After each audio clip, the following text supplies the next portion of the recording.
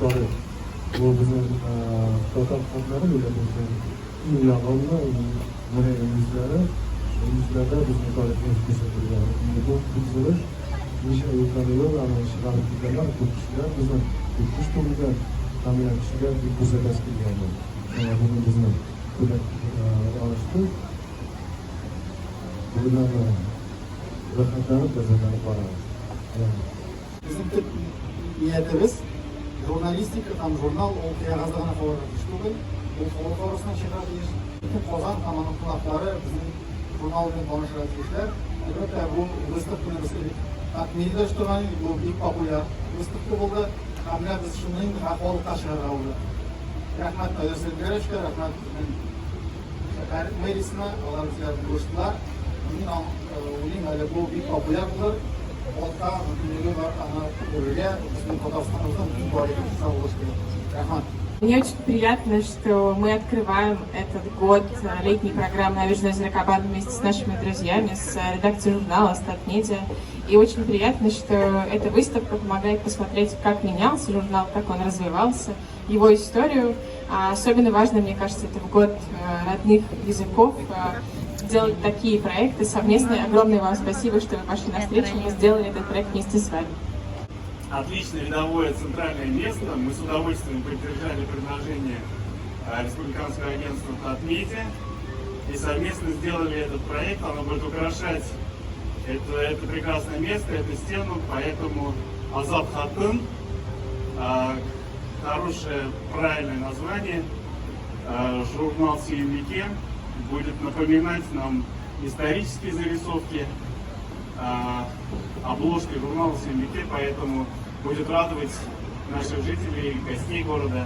Язгар Жахметов, күргәзмәсе ачылгач, безнең редакция хыял туды. Безнең журналны монда күрсәтергә дигән. Шуңа күрә мин бүген сезгә Роберт Сафарович, Эдер Сәйдәрач сезгә, Шәлмөхмәт сезгә дә бик зур рәхмәтебезне белдерәбез. Безнең хыялыбыз чынга ашты.